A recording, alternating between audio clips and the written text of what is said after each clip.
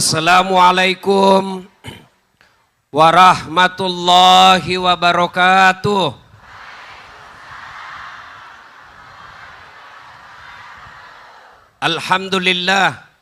Alhamdulillahi rabbil alamin. Wabihi nasta'inu ala umurid dunya waddin. Ashhadu an la ilaha illallah wa ashhadu anna Muhammadan abduhu wa rasuluh. Allahumma salli ala Sayyidina Muhammad wa ala alihi wa sahbihi ajma'in. Amma ba'd. Faqad qala Allah subhanahu wa ta'ala fi kitabil karim. Bismillahirrahmanirrahim. Ya ayyuhalladzina amanu taqullaha haqqa tuqatih wa la tamutunna illa wa antum muslimun.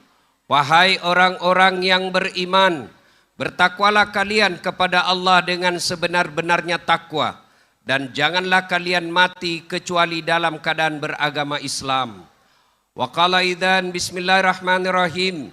Ya ayyuhalladzina amanu dukhulu fis-silmi kaffatan wa la tattabi'u khutuwatis syaitan innahu lakum aduwwum mubin. Wahai orang-orang yang beriman, masuklah engkau ke dalam Islam secara sempurna, dan janganlah engkau ikuti langkah-langkah setan, karena sesungguhnya setan itu musuh yang nyata bagi kalian. Dan di saat kita ceramah seperti ini, setan berusaha agar kita tidak dengar ceramah. Setan menggoda kita agar kita tidak dengar dakwah. Dibisiknya kita, tidak usah dengar ceramah, pegang HP-mu, pegang HP-mu. Sesungguhnya orang-orang yang pegang HP saat ini adalah kena golongan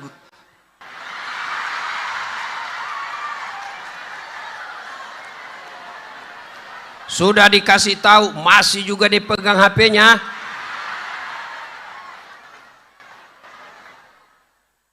Simpan dulu HP-nya, Bu. Yang pegang HP saya doakan suaminya kawin lagi. Baru dia simpan. Lebih takut suaminya kawin lagi daripada dibilangi temannya setan. Wa qala idzan bismillahirrahmanirrahim. Innallaha wa malaikatahu yusalluna 'alan nabi.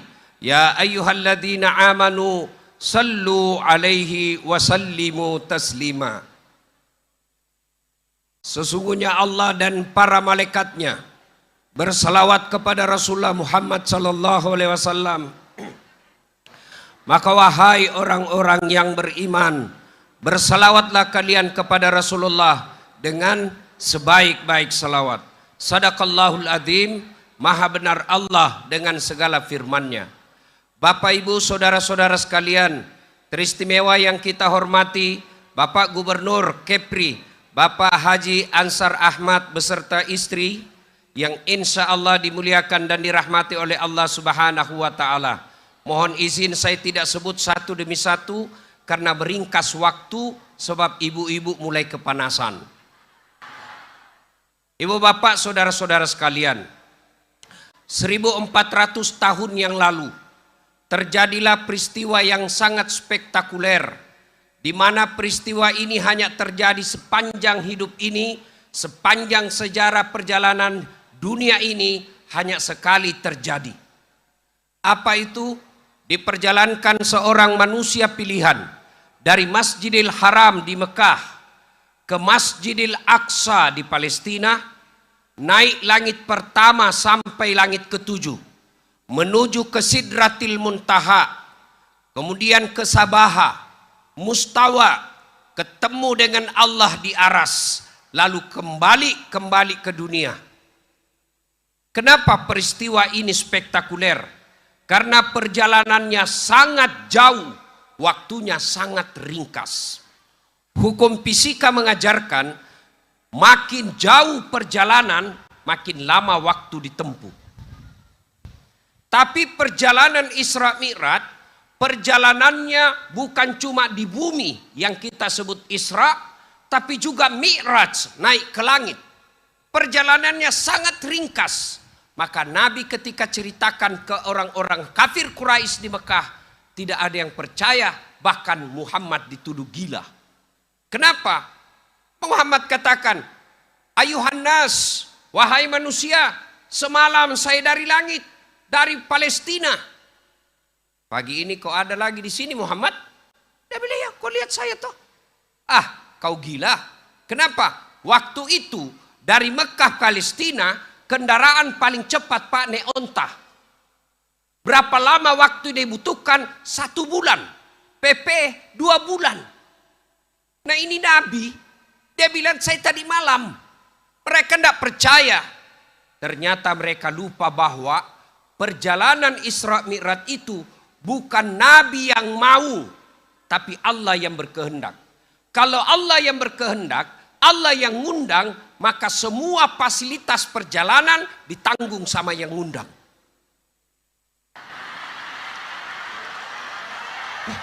Memang ini ibu-ibu cepat mengerti. Saya diundang di Kepri. Tentu yang ngurus semua, mulai dari transportasi, akomodasi, konsumsi, amplop, tentu dengan isinya. Pak Gubernur, saya pernah salah menerima amplop Pak di Makassar. Buru-buru panitianya, dia kejar saya, panitianya MC Pak. Tunggu dulu Pak Ustadz. Kenapa dek? Tunggu dulu. Wih, dia kasih keluar amplop. Langsung kusambar ibu. Kan malu saya kalau lama-lama dilihat orang kan. Masuk kantong. Saya duduk di atas mobil. Saya bilang sama sopir saya, alhamdulillah dapat rezeki kita ini dek. Saya buka lah itu amplop saya. Astagfirullah, salah kasih bu. Apa dia kasih saya? Susunan acara. Astagfirullah. Pak Gub, jangan dicontoh ini Pak Gub ya. Ini contoh yang tidak bagus. Iya, karena saya undangan, maka ditanggung oleh yang undang. Pak Gubernur nanti tanggal 20 diundang ke Jakarta. Namanya undangan, negara yang undang, perjalanannya perjalanan dinas ditanggung sama negara. Allah yang undang Nabi, maka transportasinya Allah yang tanggung. Siapa yang Allah pilih, namanya burak. Nah, ada kejadian. Saya kasih contoh supaya ibu bapak gampang ngerti, tidak masuk akal tapi terjadi. Pagi-pagi saya ke Jakarta, diundang ceramah. Jam 6 berangkat tinggalkan Makassar. Sampai jam 8 pagi waktu Jakarta. Ceramah jam 10. Selesai ceramah sekitar jam 11. Balik ke Makassar jam 1. Tiba di Makassar jam 4 sore. Belum maghrib saya sudah ada di rumah. Saya gantung bajuku di kamar. Tanpa sepengetahuan saya, ada semut ikut di kantong. Keluar itu semut yang di kantong saya. Dia kumpulkan temannya sama-sama semut. Saudara-saudara sekalian bangsa semut. Baru saja saya datang dari Jakarta. Dia bilang temannya, jam berapa kau pergi bos? Dia bilang tadi pagi. Sore ada kau lagi di sini. Tidak masuk di akal, kau bohong. Baru kau saja keluar rumah, diinjak ke mobil truk. Tidak masuk akalku. Kata yang di kantong semut. Betul itu yang kau bilang, kalau saya yang jalan. Ini saya numpang di kantongnya Ustadz Das'ad. Dia naik pesawat. Saya tidak pernah keluar-keluar. Tapi betul saya dari Jakarta. Masuk akal enggak bu? Masuk akal enggak? Kalau ini semut mau jalan, enggak mungkin. Tapi dia numpang mujur di kantongnya Das'ad Latif. Dan sekarang di Indonesia bu, banyak kejadian tidak masuk akal tapi terjadi. Mau saya kasih contoh? Mau? Tapi jangan marah ya. Serius jangan marah ya. Bisa enggak orang kapling laut? Bisa enggak? Itu kan tidak masuk akal. Iya toh? Tapi terjadi. Ibu-ibu tahu Singapura? Tahu Singapura? Mana lebih besar Bintan? Mana lebih besar Bintan? Singapura beli pasir dari. Tapi tahu enggak, negara paling besar memberi utang Indonesia siapa? Singapura. Masuk akal enggak? Masuk akal enggak?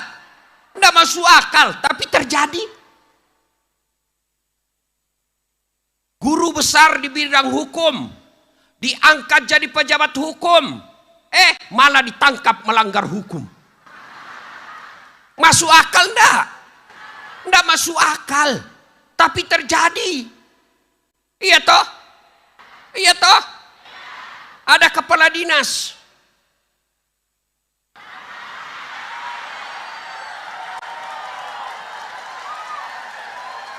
Kan kamu tahu tadi bilang enggak marah. Ada kepala dinas, tiba-tiba dimutasi. Marah. Kenapa kau marah? Nah bukan kau punya jabatan. Itu sementara. Masuk akal enggak dia mau memiliki jabatan selama-lamanya? Enggak masuk akal, tapi dia mau selama-lamanya. Tidak masuk akal, tapi terjadi.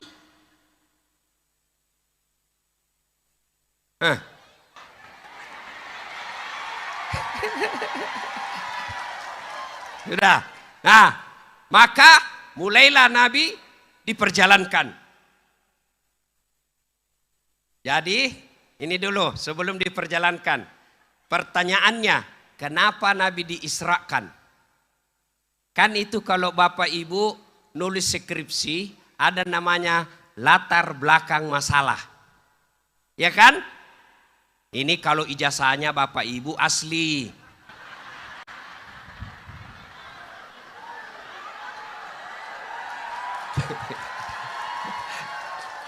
Adakah disebut latar belakang masalah? Nah, kenapa Nabi diisrakan? Dalam Islam itu Ibu, ada 2 tahun aneh-aneh namanya. Satu namanya tahun gajah. Tahun apanya Nabi Bu? Allah Karim. Pak Gubernur, waktu Bapak melantunkan salawat, saya kagum sama Bapak. Saya baru sadar kenapa Allah paksa saya waktu ikut sama Bapak itu naik mobil. Bapak nyetir mobil sendiri kan waktu itu. Oh ini hikmahnya. Saya tidak salah memilih orang untuk bantu kampanye.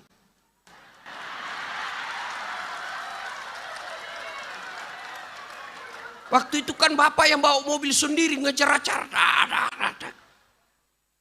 Oh, Bapak hafal beberapa salawat.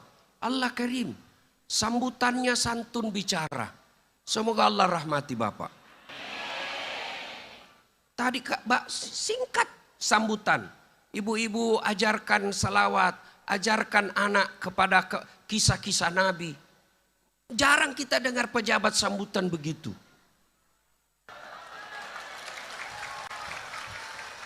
Meskipun ada yang menggelitik sedikit, katanya tadi ketua apa itu tadi banyak jabatannya. Satu yang Bapak tidak sebut. Istri saya mestinya bilang begitu. Ya kan? Dan ada kata-kata rasa-rasanya bilang, saya juga takut sama istriku. Sama kita Pak. Cuma bedanya kalau orang Melayu takut sama istrinya.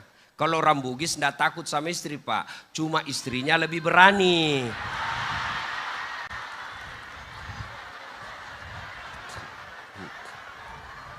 Dia bilang istri saya Pak Gubernur, hei Ustadz, di luar kau boleh singa mimbar.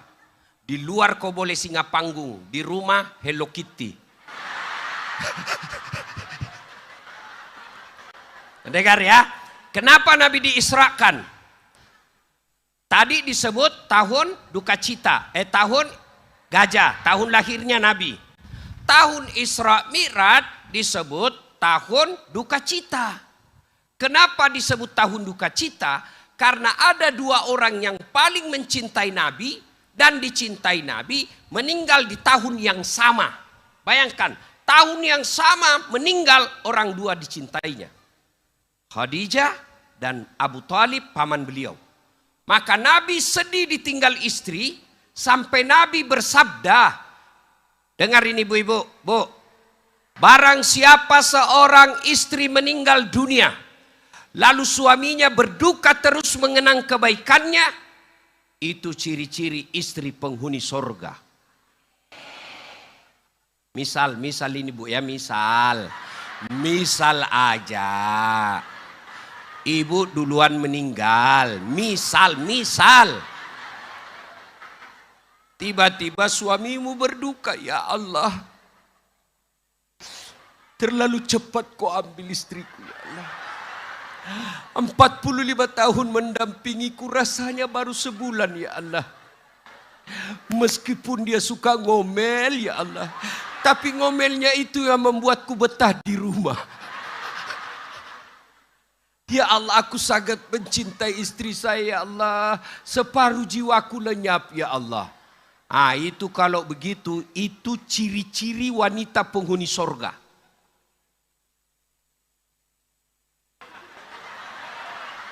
Tapi kalau sebaliknya, ibu meninggal, suami ibu balik kamar masuk, merdeka!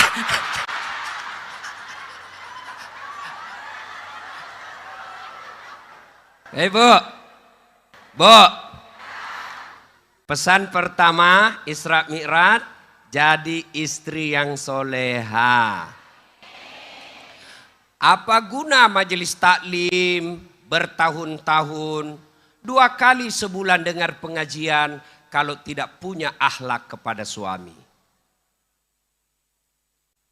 Akhlak kepada suami, jangan pernah nada suara lebih kencang dari suami. Itu aturan agama. Tapi suamiku jelek Ustaz. Ya takdirmu. Masa gara-gara jelek mukanya suamimu kamu mau kasar? Ya kenapa kau pilih? Tidak ada pilihan lain Ustaz. Ya makanya kau hormati yang tidak ada pilihan lain itu. Ya bu,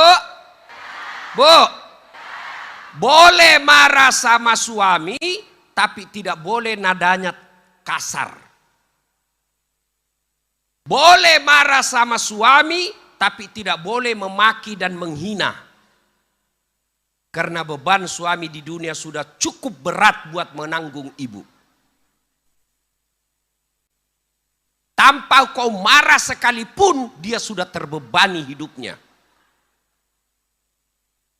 Paling menjengkelkan itu istri kalau dikerjai suaminya. Kau pulang, cepat-cepat pulang. Tunggu dulu ibu, pulang kau cepat. Langsung dia matikan, baru dia astagfirullah.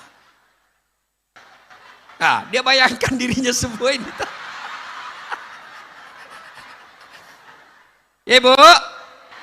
Bu. Ya, lain kali kita bahas soal istri yang soleha. Selesai pelantikan kita minta ibu Dharma Wanita kumpul-kumpul, kita latih istri menjadi istri yang soleha supaya suaminya selamat pegang amanah. Bu, ini yang penting. Ipar.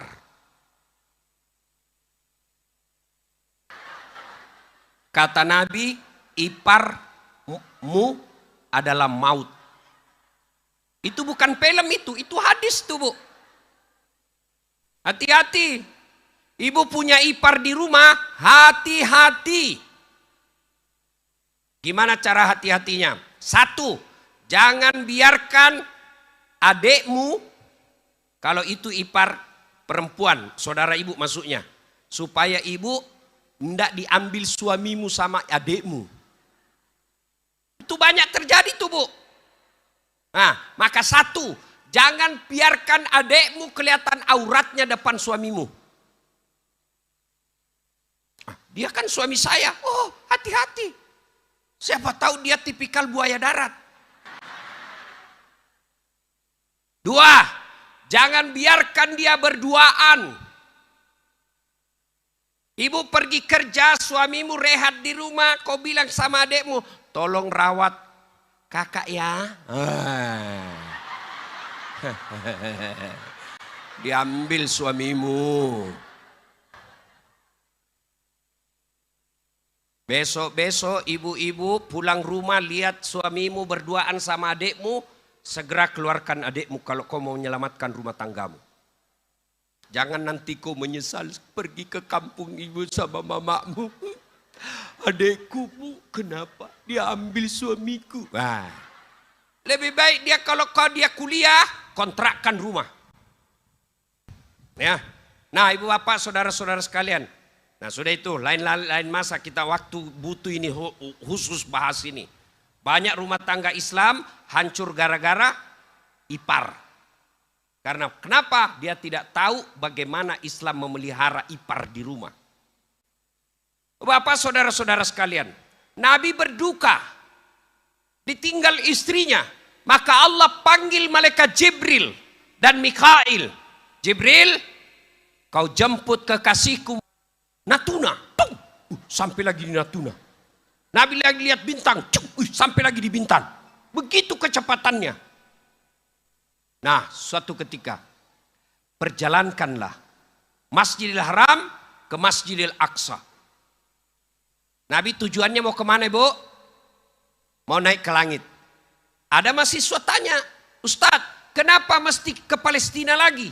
Kan bisa dari Mekah langsung ke langit. Kenapa mesti ke Palestina lagi? Kan tujuannya mau ke langit. Ya, ini kan boros anggaran. Harus ada efisiensi. Papa ngerti juga maksud saya, Pak, ya. Hati-hati yang suka bikin SPJ palsu. Ya, saya biasa lihat kasihan itu sopir. Disuruh pergi tanda tangan, tanda tangan.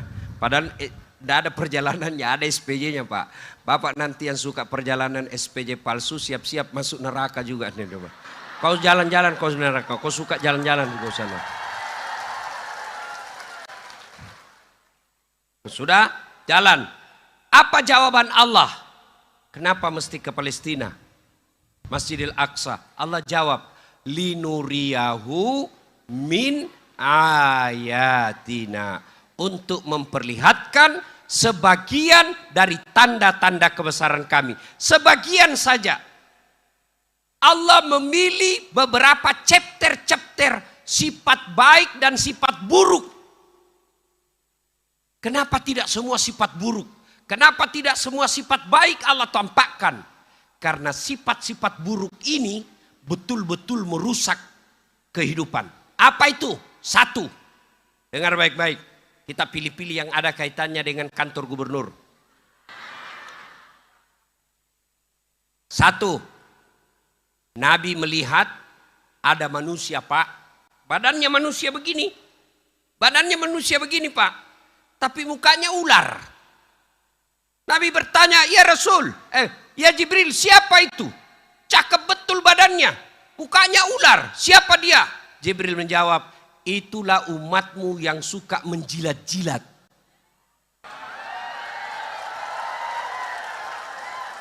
Cari-cari muka.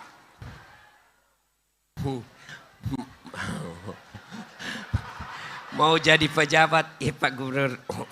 Sini Pak.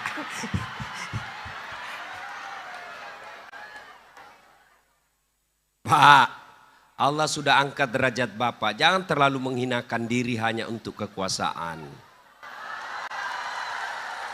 Orang Melayu punya marwah, Pak. Itu beleng-beleng. Itu beleng-beleng.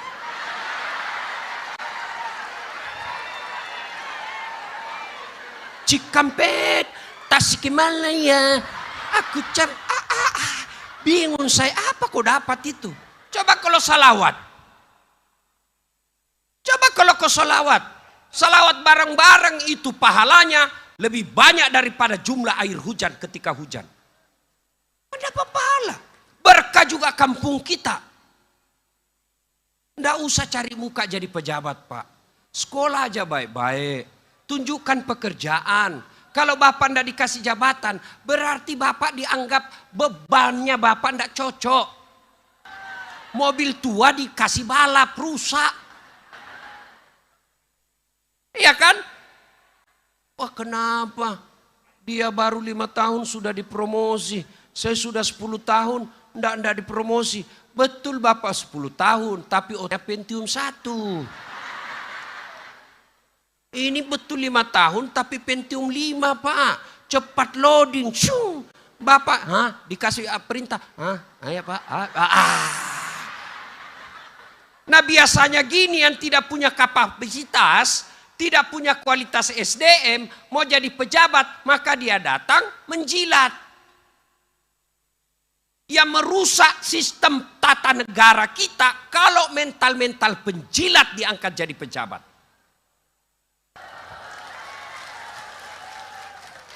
Dulu zaman Orde Baru, ada namanya baper jakat.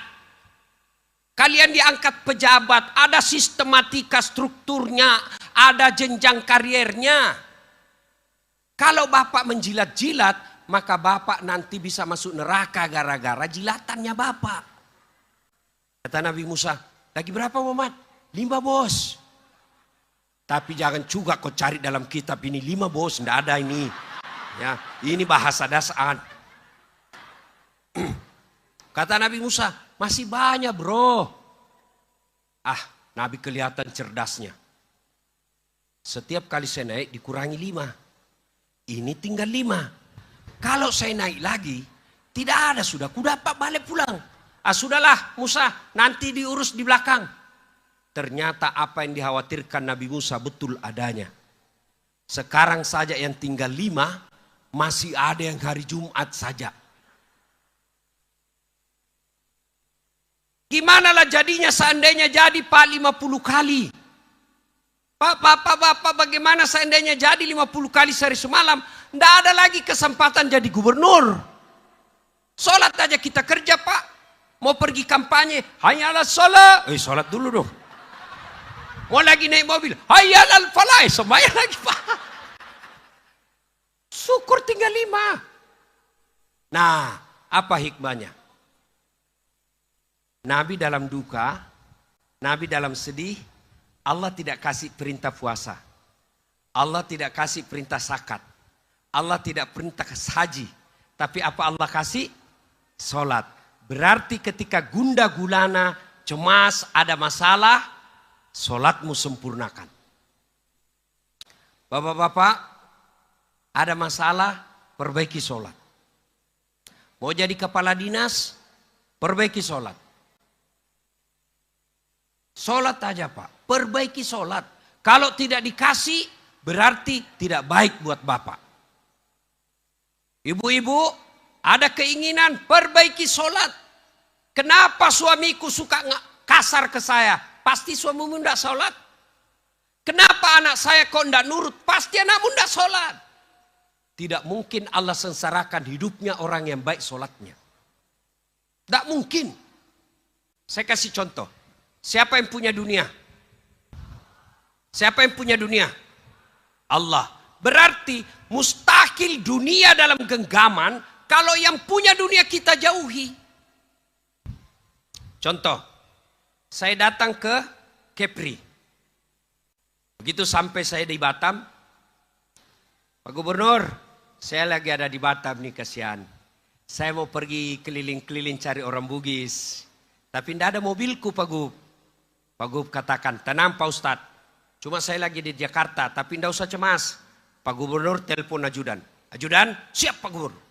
Itu ada dasat di Batam, tolong urus kendaraannya. Siap Pak. Tolong kasih mobil yang baik, isi bensin, full tangki, jangan lupa kasih pembeli oleh-oleh.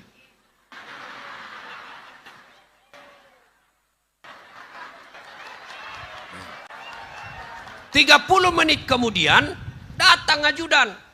Izin Pak Ustadz, ini ada kendaraan dari Pak Gubernur, silakan Pak Ustadz gunakan selama di Batam. Ini ada juga bensin sudah full, ada sopir, ini ada pembeli titipan oleh-oleh. Wah, selesai urusan saya di Kepri. Kenapa? Saya akrab sahabat dengan Gubernur Kepri. Sebaliknya, ada orang dari Sulawesi, tidak pernah ketemu Pak Gubernur, tidak pernah kenalan, tidak pernah dengar namanya. Mendarat di Batam. Assalamualaikum Pak Gubernur. Saya lagi di Batam, boleh pinjam mobilnya? Siapa ditelepon Pak Gubernur? Siapa? Ajudan? Bukan. Siapa? Kapolres. Pak Kapolres, ada penipu itu di bandara, tolong tangkap segera. Tidak kenal kok tiba-tiba pinjam mobil. Pasti penipu itu. Begitu juga dalam hidup ini. Kau tidak pernah sholat. Sholatmu hanya hari Jumat. Paling cepat, paling terlambat datang, paling cepat pulang. Orang khotbah kau tidur. Begitu ada masalah dalam hidupmu, kok ya Allah capek sudah saya menghadapi masalah saya ini ya Allah. Kenapa hidup saya penuh masalah? Capek sudah saya ya Allah. Allah sampaikan, malaikat karena sudah capek hidup cabut nyawanya.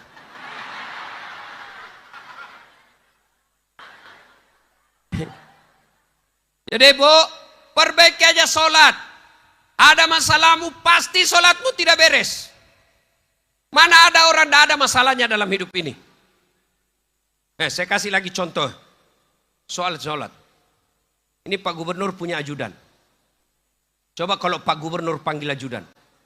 Ajudan, itu ajudan biar lagi duduk, makan kacang, langsung lompat. Siap Pak Gubernur. Kalau perlu dia makan dengan sisinya tuh. Siapa? Siap perintah Pak.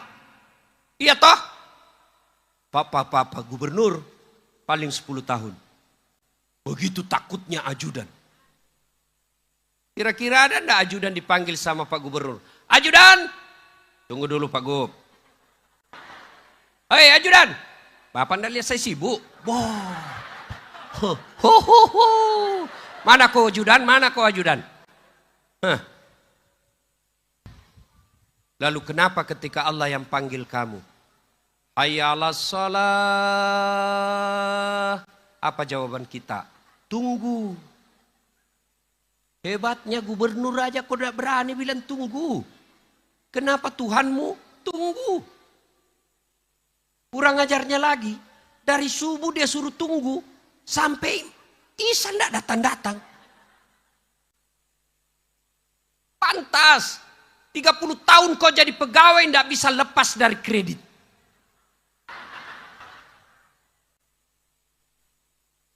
Mana ada pegawai tidak ada kreditnya? Tanggal katanya pegawai negeri itu tanggal 1 sampai tanggal 10 makannya sari laut. Tanggal 11 sampai tanggal 20 agak turun sedikit. Sari mie. 21 sampai 30 paling turun sari don. Obat sakit kepala. Cicilan sudah, gaji sudah habis, cicilan belum lunas. Kok tahu Ustaz? Ya saya juga pegawai Pak. Saya pula ditanya saya di kampung. Berapa gajimu dasar? 9 koma. Hebat sekali ya. Sunya apa? Tanggal 9 sudah koma.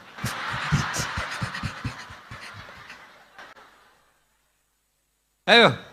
Saudara-saudara sekalian, kalau mau hidupmu lebih nyaman, perbaiki sholat. Pak Gubernur Raja tidak berani kau bilang tunggu. Masa Allah yang memberimu segala-galanya kau suruh tunggu? Sholat aja. Gampang bagi Allah menyempurnakan hidupmu. Ustaz, saya sudah sholat. Kok hidupku susah? Betul kau susah. Karena sholatmu tidak ikhlas. Hayya 'alas shalah. Asar lagi.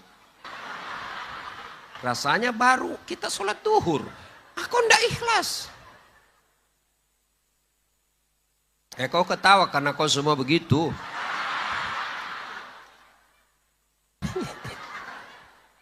Saya sholat Ustaz. Betul kau sholat tapi tidak sempurna wudhumu. Gara-gara apa? Make up. Karena terlalu tebal airnya wudhunya ibu-ibu begini.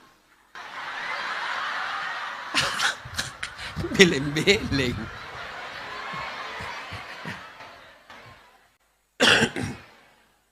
Ustadz, saya betul sholat.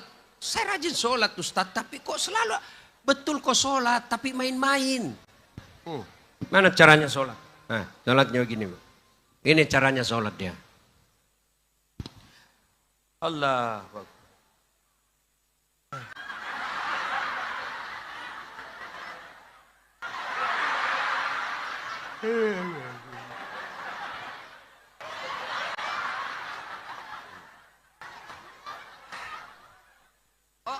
Sholat gak semangat betul.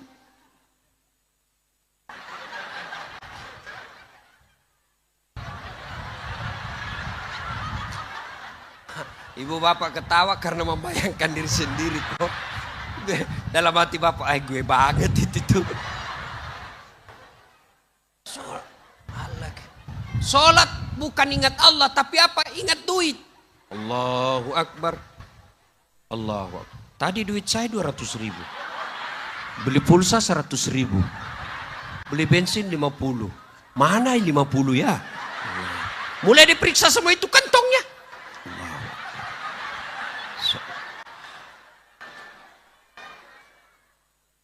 Kalau masih begini gaya kita sholat, wajar 30 tahun kita sholat tapi akhlak kita masih rusak. Tidak mungkin Allah sampaikan dalam Quran, inna sholata tanha anil fasya wal munkar, kalau memang itu tidak betul. Maka ibu bapak saudara-saudara sekalian, ketika ada gundah gulana, perbaiki sholat. Ada masalah, perbaiki sholat. Dan demi Allah tidak ada orang tidak ada masalahnya. Coba lihat Pak dalam hidup ini. Waktu kita sarjana apa masalah kita? Kita mau sarjana. Sudah sarjana apa masalah kita? Mau jadi pegawai negeri. Sudah jadi pegawai negeri apa masalahnya selesai? Tidak. Apa? Mau juga kita jadi kepala bagian. Sudah jadi kepala bagian selesai masalahnya? Enggak Pak, mau jadi kepala dinas. Sudah kepala dinas selesai masalahnya? Makin besar masalahnya, mau jadi sekda. Sudah jadi sekda selesai masalahnya? Enggak Pak, mau jadi wali kota. Sudah jadi wali kota selesai masalahnya, mau 2 periode. Sudah 2 periode selesai masalahnya, mau jadi gubernur. Sudah jadi gubernur, ditangkap KPK. Mana tidak ada masalahnya. Ini yang lagi ceramah Bu. Ibu pikir tidak ada masalah saya.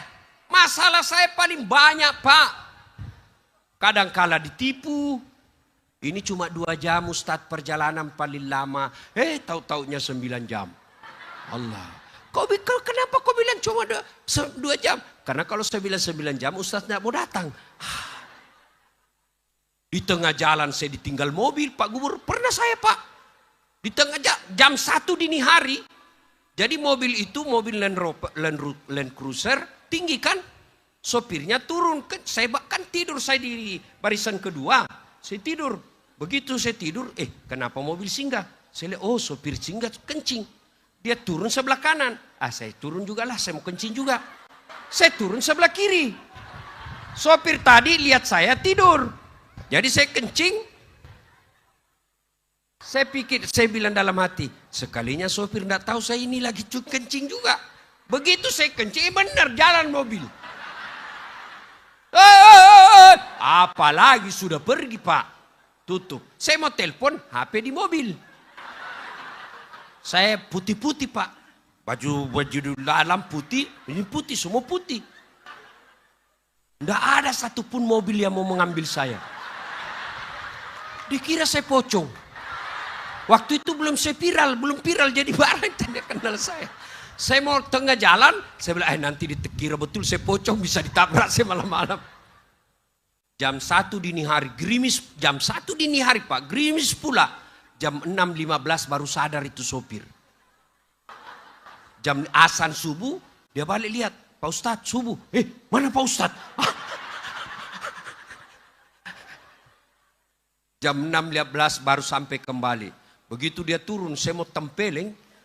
Tapi saya lihat, lebih besar dari saya ini. Tapi masalah saya paling besar sekarang Bu, banyak janda-janda curhat. Allah. Ustadz, baru saja meninggal suamiku. Adakah doa-doa penenang jiwa Ustadz? Ku kasihlah doa-doa penenang jiwa. Lama-lama dia bilang, Ustadz, jiwa saya sudah tenang. Maukah Ustadz menjadi imam dalam hidupku? Saya bilang, mohon maaf Ibu, saya bukan imam, saya penceramah. Ibu bapak saudara-saudara sekalian, begitu ada masalah, Allah cuma minta ista'inu bis sabri was shalah. Sabar, perbaiki sholat. Saya yakin kita datang berkumpul di sini, niat Pak Gubernur agar kita bisa mengambil nilai-nilai spiritual dalam kejadian Isra Mi'raj ini. Satu di antara yang paling penting adalah ayo saling mengingatkan ketika kita lupa sholat. Yang paling penting lagi kita ayo sama-sama memelihara sholat jamaah.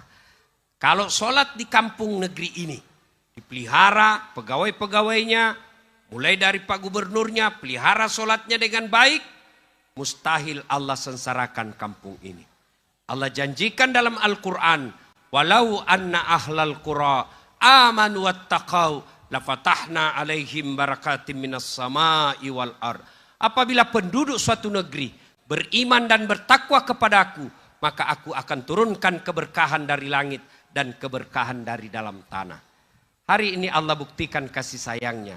Meskipun panas, tapi matahari tidak menyengat. Bahkan angin sepoi-sepoi datang. Kenapa? Karena kita menyebut kisah Isra Mi'rajnya manusia yang paling dicintai oleh Allah Subhanahu wa Ta'ala. Mudah-mudahan kejadian Isra Mi'raj ini menjadi inspirasi buat kita. Dan paling penting, mari pelihara sholat. Kalau mampu kita sholat berjamaah. Tidak ada gunanya kita peringati tiap tahun Isra Mi'raj kalau pada akhirnya sholat masih sering kita lalaikan. Terima kasih, mudah-mudahan ada manfaat. Ini saja yang kita sempat sampaikan. Lebih dan kurangnya mohon dimaafkan. Usikum wa nafsi bitaqwallah pastabikul khairat. Sebelum kita akhiri, mari kita berdoa kepada Allah Subhanahu wa Ta'ala. Mudah-mudahan Allah berikan keberkahan hidup, keselamatan dunia dan akhirat. Mohon izin untuk mengaminkan. A'udzu billahi minasyaitonir rajim. Bismillahirrahmanirrahim. Allahumma salli ala sayyidina Muhammad wa ala ali sayyidina Muhammad. Allahumma ghafir lil mu'minina wal mu'minat wal muslimina wal muslimat al ahya'i minhum wal amwat innaka sami'un qaribun mujibud da'wat wa kadiyal hajat. Ya Allah, ya Rabbi, ya Karim, di pulau ini kami hidup ya Allah. Berkahi pulau ini ya Allah. Rahmati pulau ini ya Allah. Lindungi orang-orang yang hidup di atasnya ya Allah. Munculkan segala keberkahan yang ada di dalamnya ya Allah. Ya Allah, ya Rabbi, ya Karim, Engkau yang maha melindungi. Lindungi kami semua ya Allah. Berikan hidayah kepada kami ya Allah. Jangan kau biarkan kami sesat. Jangan engkau biarkan kami larut dalam maksiat. Tegurlah kami jika kami salah ya Allah. Berikanlah kami kesempatan untuk bertobat. Ya Allah, ya Rabbi, ya Karim, Engkau yang maha membalas. Balaslah segala kebaikan orang-orang yang telah mewakafkan waktu, harta dan ilmunya untuk kemajuan Kepri ya Allah. Angkat harkat dan martabatnya. Wujudkan cita-citanya. Bahagiakan keluarganya. Dan jika kelak menghadap kepadamu, hadapkan dalam iman dan Islam. Ya Allah, kami hanya bisa berdoa dan memohon. Di tangan-Mu jualah yang mengabulkan doa kami. Engkau yang beri hidayah dan petunjuk. Berikan hidayah dan petunjuk kepada pemimpin kami ya Allah. Kepada gubernur dan wakil gubernur terpilih kami ya Allah. Tunjukkan yang hak adalah hak. Dan berikan kesanggupan kemampuan kepadanya melaksanakan yang hak. Tunjukkan yang batil adalah batil. Dan berikan kesanggupan keberanian memberantas kebatilan. Rabbana atina fid dunya hasanah. Wa fil akhirati hasanah wa qina adzabannar. Subhana rabbika rabbil izzati amma yasifun. Wassalamun alal mursalin walhamdulillahi rabbil alamin. Terima kasih.